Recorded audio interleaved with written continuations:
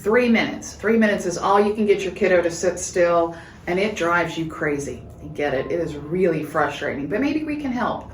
My name's Cheryl with Assist Disability Services. Nancy, tell me about what's going on. We've got a kiddo that when it comes to sitting to do homework and things like that, those activities where they need to be still, it's just really difficult. What are some things we can do to help? Yeah, sitting still for anybody is a challenge, especially when you've got all this energy or you have all these feelings inside that you can't figure out what to do with.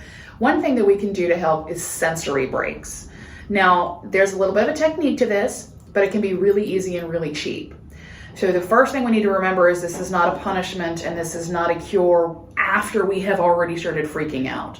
So we use this as a coping mechanism. But what we do, we know that we can only get so long out of our kiddos. So we set a timer, and we've got the timer set for, let's say, 5 minutes.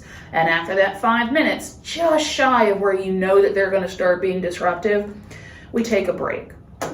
We take a sensory break. We can do this in a lot of different ways. We can do it where we shut some sensory out. Maybe we sit under a blanket and we wear some dark sunglasses and we just take a calm. We just get ourselves together for a couple of minutes. Or we do something that's very active. We've got some squishies. We've got some things we found at the dollar store. We've got some different textures and Nancy's favorite fidget. And we use those to give ourselves a little bit of input. Maybe we do something more physical, like we jump up and down, we run around a little bit, maybe we have a treadmill or a bouncy ball that we use.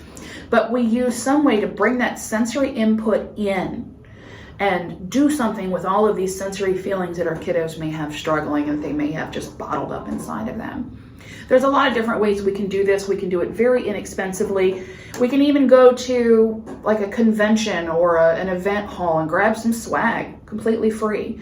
We can use things that really aren't meant for sensory, like this massage mitt, but it sure is fun to play with.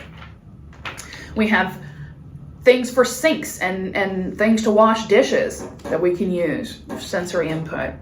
Like I said, there's a lot of different ways we can do this. And if you have questions about this, if you're struggling with how do I implement some of these sensory activities for my kiddo, please feel free to reach out. Make sure you like, comment, share, do all the things. And if you have questions, absolutely contact us and we can help you implement this in your home. Thanks for watching.